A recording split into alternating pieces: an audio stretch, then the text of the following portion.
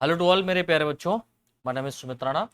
बच्चों, जैसा कि आप लोगों ने जो बिहार के हमारे बच्चे हैं, ठीक है, उनके लिए स्पेशली मैंने जो जूलॉजी सिलेबस था वो जनरल और सब्सिडरी वालों के लिए बना दिया था और वो मैंने अपलोड कर दिया। वो काफ़ी बच्चों ने उस पर रिक्वेस्ट किया है कि सर जूलॉजी जो ऑनर्स हमारा है इसका भी सिलेबस लेकर के आइए। और एप्लीकेशन के ऊपर कोर्स लॉन्च हो चुका है, उसमें वीडियोस पढ़ना शुरू हो चुकी हैं आपकी, ठीक है। जो भी बच्चे जूलॉजी ऑनर्स से हैं और जो पढ़ना चाहते हैं वो हमारा एप्लीकेशन लोड कर लीजिए। Sumit Rana BSc classes, description में आपको लिंक मिल जाएगा एप्लीकेशन का। और उसमें अपनी आईडी बनाने के बाद में आप बिहार यूनिवर्सिटी सेलेक्ट करके उसमें अपना ये वाला कोर्स देख पाएंगे जो बच्चे जूलॉजी ऑनर्स से कर रहे हैं, ठीक है। तो यहाँ पर हम लोग देखेंगे जूलॉजी का सिलेबस जो कि हमारा बीएससी फर्स्ट ईयर का ये है, और बीएससी फर्स्ट ईयर में जो जूलॉजी ऑनर्स सिलेबस है उसके बारे में देखेंगे। इसमें स्पेशली दो पेपर हमको पढ़ने हैं फर्स्ट ईयर में। पहला जो पेपर है उसको बोलते हैं नॉन कॉर्डेटा। पहला पेपर जो उसको हम लोग बोलते हैं क्या, नॉन कॉर्डेटा। और जो दूसरा पेपर है इसको हम लोग बोलते हैं ecology, animal behaviours and biometry, ठीक है। तो स्पेशली क्या है कि पहला पेपर काफी इंपॉर्टेंट रहता है, ठीक है। और दूसरे पेपर में जो इकोलॉजी है, बायोमेट्री से बहुत कम क्वेश्चन पूछे जाते हैं। और एनिमल बिहेवियर है, इनसे बहुत ज्यादा क्वेश्चन पूछे जाते हैं, इकोलॉजी और एनिमल बिहेवियर से, राइट।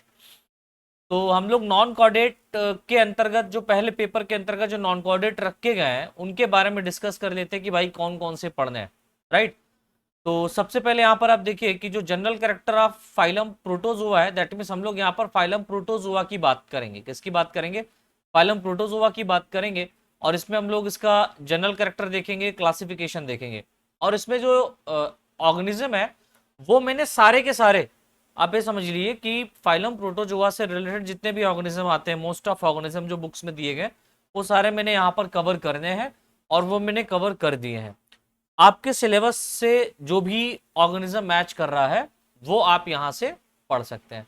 अब सिर्फ ये बिहार वाले बच्चों के लिए नहीं रह गया, कहीं के भी अन्य राज्य के भी जो बच्चे हैं अगर उनका सिलेबस इस सिलेबस से मैच हो रहा है तो आप बिहार कैटेगरी में जाकर के उसको खरीद सकते हो, कोई दिक्कत वाली बात नहीं है।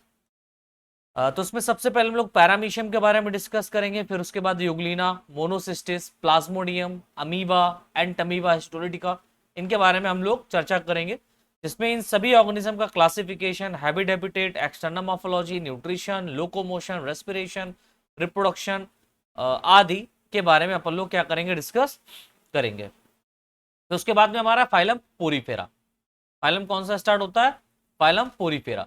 और फाइलम पोरीफेरा का अपन लोग जनरल कैरेक्टर, क्लासिफिकेशन इसको देखेंगे। लेकिन साथ साथ यहाँ पर एक ऑर्गेनिज्म आपका है साइकॉन, जिसको स्काइपा के नाम से भी जाना जाता है, इसके बारे में भी डिस्कस करेंगे। और वही सब जो जो इसका डिटेल में स्टडी करना है, लाइक क्लासिफिकेशन, हैबिटेट, 2 नंबर में पूछा जाता है क्लासिफिकेशन। हैबिटेट आपको पता होना चाहिए, इसका एक्सटर्नल मॉर्फोलॉजी बाहर रूप से कैसे दिखाई देता है। कैनाल सिस्टम बहुत इंपॉर्टेंट है, क्वेश्चन आता है कैनाल सिस्टम के ऊपर। सेलुलर ऑर्गेनाइजेशन पूछा जाता है, यानी बॉडी का जो ऑर्गेनाइजेशन है वो किस तरीके से, cellular grid level of body organization पाया जाता है इसमें। तो सेल किस तरीके से अरेंज होती है। फिजियोलॉजी क्या है साइकॉन की, लाइक रेस्पिरेशन कैसे करता है, एक्सक्रीशन कैसे करता है, न्यूट्रिशन कैसे करता है ना। और रिप्रोडक्शन के बारे में देखेंगे। और रिप्रोडक्शन में एक प्रोसेस होता है एम्ब्रियो डेवलपमेंट, इस एम्ब्रियो डेवलपमेंट को भी हम लोग डिटेल में डिस्कस करेंगे। इसके बाद में हमारा है फाइलम सीलेंट्रेटा। और फाइलम सीलेंट्रेटा का जनरल कैरेक्टर देखेंगे, क्लासिफिकेशन देखेंगे। ये दो तो मस्ट है, जनरल कैरेक्टर, क्लासिफिकेशन, किसी भी फाइलम का अपन लोग देखेंगे। और इसमें हम लोग को दो ऑर्गेनिज्म पढ़ना है, एक तो ओबेलिया पढ़ना है, दूसरा अरेलिया पढ़ना है। ओबेलिया को सीफर कहते हैं और अरेलिया को जेलीफिश कहते हैं। Classification, habitat, external morphology, reproduction, life cycle, corals and corals reef, है ना, इसके बारे में पूछा जाता है 2-3 नंबर में, इसके बारे में देखेंगे। फिर फाइलम टीनोफोरा है, बहुत माइनर फाइलम है, क्लासिफिकेशन और जनरल कलेक्टर ही इसके बारे में डिस्कस करना है, ज्यादा कुछ नहीं। इसके बाद में जो नेक्स्ट फाइलम हमारा यहाँ पर रहेगा वो रहेगा फाइलम प्लेटिहेल्मिन्थेस। और फाइलम प्लेटिहेल्मिन्थेस में हम लोग उसका जनरल कैरेक्टर, क्लासिफिकेशन ये तो देखेंगे ही देखेंगे। इसके अलावा इसमें दो ऑर्गेनिज्म आपको पढ़ना है, एक तो फैसियोला हेपेटिका के बारे में डिस्कस करना है, दूसरा टीनिया सोलियम के बारे में डिस्कस करना है।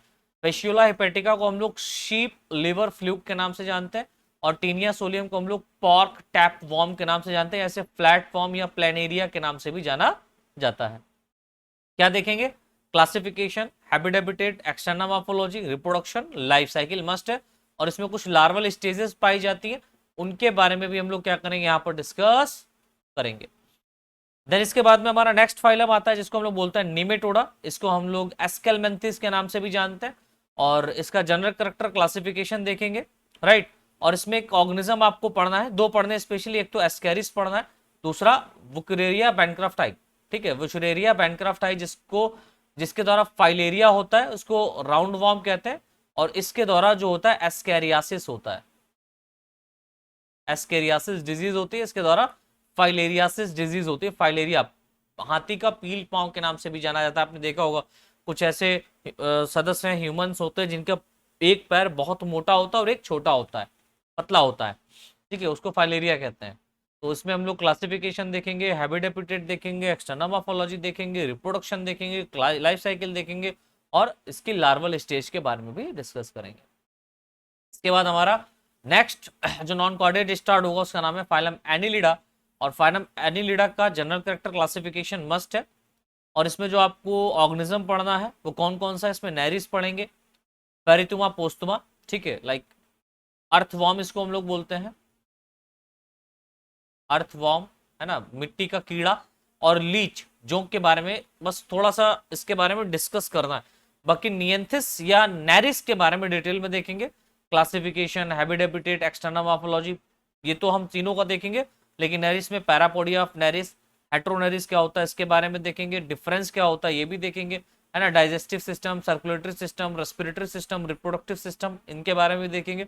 और इसका एक लार्वा है ट्रोकोफोर लार्वा, वो देखेंगे। और उसमें सेंस ऑर्गन भी पाए जाते हैं नेरिस में किस तरीके के, वो देखेंगे, ठीक है। नेक्स्ट हमारा जो फाइलम है वो है फाइलम आर्थ्रोपोडा। ये फाइलम आर्थ्रोपोडा पूरे एनिमल किंगडम का सबसे बड़ा फाइलम माना जाता है क्योंकि इसमें बहुत ज्यादा सदस्य रखे गए। इसका जनरल कैरेक्टर क्लासिफिकेशन देखेंगे, साथ साथ यहाँ पर एक ऑर्गेनिज्म हमको पढ़ना है जिसका नाम है पेलेमोन, जिसको प्रॉन के नाम से जानते हैं या मैक्रो ब्रैंकियम के नाम से भी जानते हैं, झींगा जिसको कहते हैं। और एक है पेरीपेटस, ठीक है, इसके बारे में भी हम लोग डिस्कस करेंगे, like classification, habitat, external morphology, digestive system, circulatory system, respiratory system, reproductive system, और most important compound eye of arthropods या पेलेमोन, ये देखेंगे। और स्टेटोसिस्ट ऑफ प्रॉन, स्टेटोसिस्ट क्या होता है इसके बारे में डिस्कस करेंगे। इसके बाद में हमारा एक और फाइलम है जिसका नाम है फाइलम मोलस्का, जो कि आर्थ्रोपोडा के बाद में आता है। इसका जनरल कैरेक्टर क्लासिफिकेशन देखेंगे। और इसमें एक ऑर्गेनिज्म पढ़ना है, कई ऑर्गेनिज्म है, एक ऑर्गेनिज्म डिटेल में पढ़ना है, पाइला ग्लोबोसा, ठीक है, द एप्पल स्नेल के नाम से इसको जाना जाता है। और यूनियोसेपिया को साथ में लपेट लेंगे। Classification, habitat, external morphology, digestive system, circulatory system, respiratory system, reproductive system, organ of Bojanus और रीनल ऑर्गन, ठीक है, ये इसका एक्सक्रीटरी सिस्टम का ऑर्गन है। ऑस्फ्रेडियम, टॉर्सन्स क्या होता है, ठीक है, और बेनिफिशियल मोलस्क, मोलस्का का कितना बेनिफिट रहता है हमारे जीवन में। और लास्ट जो हमारा फाइलम रहेगा वो रहेगा फाइलम एक्काइनोडर्मेटा, नॉन कॉर्डेट का ये, ठीक है, नॉन कॉर्डेट्स का ये लास्ट फाइलम है एक्काइनोडर्मेटा। और एक्काइनोडर्मेटा के जनरल कैरेक्टर क्लासिफिकेशन देखेंगे। और उसमें एक आपका और ऑर्गेनिज्म रखा गया जिसका नाम है पेंटासेरोस, ठीक है, इसको स्टारफिश कहते हैं, राइट, या इसको सी स्टार कहते हैं या सी पेंटागॉन कहते हैं। इसके बारे में डिटेल में डिस्कस करेंगे। एक्काइनोडर्मेटा के बाद एक और आपका आता है जिसको हम लोग बोलते हैं हेमिकॉर्डेटा, उसको कॉर्डेटा से निकाल करके अब नॉन कॉर्डेट में ही रखा गया, लेकिन सिलेबस में हेमिकॉर्डेटा यहाँ पर नहीं दिया गया, सो हम लोग डिस्कस नहीं करेंगे। और अगर दिया गया होगा तो वो हम लोग डिस्कस कर लेंगे, राइट, नए सिलेबस के आधार पर। आगे देखते हैं क्या होता है, अगर चेंज होता है सिलेबस तो मैं उसको वहां पर डिस्कस करा दूंगा, लेकिन हेमिकॉर्डेट्स को मैं अलग से भी यहाँ पर पढ़ा दूंगा आपके, ठीक है। तो उसमें classification, habitat, external morphology, digestive system, circulatory system, respiratory system, reproductive system, water vascular canal, ठीक है, वाटर वेस्कुलर सिस्टम जिसको एम्बुलेक्रल सिस्टम के नाम से भी जानते हैं। सेंस ऑर्गन ऑफ एक्काइनोडर्मिट्स कौन से होते हैं, और उसमें एक लार्वा पाया जाता है जिसको बाइपिनेरिया लार्वा कहते हैं। और एक इसमें स्ट्रक्चर पाया जाता है पेडिसिलरी, ठीक है, बाइपिनेरिया लार्वा और पेडिसिलरी लार्वा, इनके बारे में भी डिस्कस करेंगे। तो ये तो हमारा बच्चों फर्स्ट पेपर हो गया नॉन कॉर्डेट, राइट। इसके बाद में जूलॉजी ऑनर्स में हमारा जो सेकंड पेपर है ecology, animal behaviour and biometry, इसमें क्या क्या पढ़ना है, बहुत सिंपल है, बहुत छोटा पेपर है। इसमें हम लोग इकोलॉजी के बारे में डिटेल में देखेंगे, कॉन्सेप्ट ऑफ बायोस्फीयर क्या होता है, definition structure and function. Definition क्या है, स्ट्रक्चर क्या है और फंक्शन क्या है ऑफ टिपिकल इकोसिस्टम। इकोसिस्टम के बारे में डिटेल में डिस्कस करेंगे। Major ecosystem of the world and their features. पूरे वर्ल्ड में सबसे बड़े इकोसिस्टम कौन से और इनके फीचर्स क्या क्या है। पॉन्ड इकोसिस्टम किसे कहते हैं, फॉरेस्ट इकोसिस्टम किसे कहते हैं, इसके बारे में डिटेल में डिस्कस करना है।